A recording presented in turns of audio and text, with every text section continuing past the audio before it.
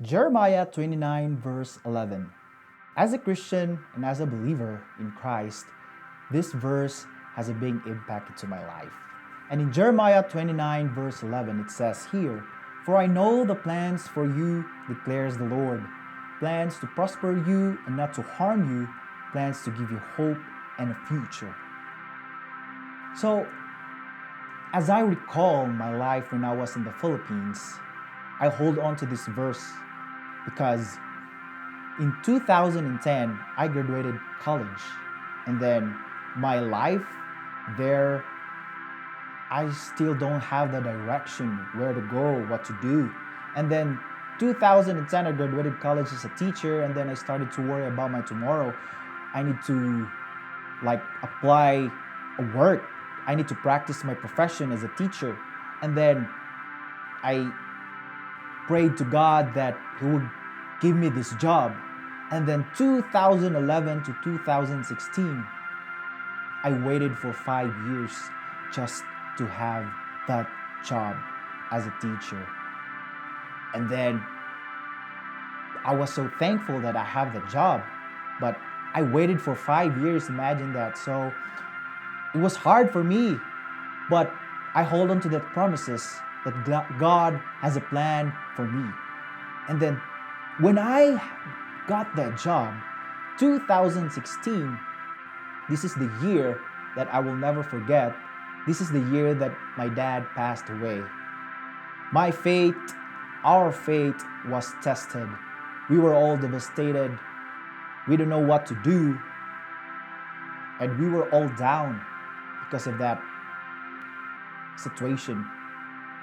But still, I hold on to these promises. Like Moses, like the Israelites, God promised them that in Deuteronomy 31, verse 6, "Be strong and courageous, do not be afraid or terrified because of them, for the Lord your God goes with you. He will never leave you nor forsake you." Even though I don't have a earthly father, but my Father in heaven will never leave me. So I took that as a strength. I took that as an encouragement. And then 2018, again, my wife needs to left us, me and my daughter, because she applied here in the United States of America as a teacher. And then for a year and a half, we were apart, and it's really hard to be apart with your wife. And also, we have this little daughter, but God has a plan. I am here now. It's because of all the prayers, and it's because it is God's plan that our family will be together again. And even though those circumstances, I took them as my strength, not as my weakness. Even though my faith was tested, I have that big situation or problems that came into my life, but I took them as my strength.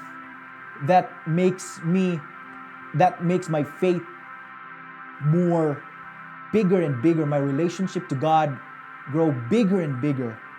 And my encouragement now is, how big is the problem is, if you will just keep His promises, that God has a plan for us, and He will never leave us nor forsake us.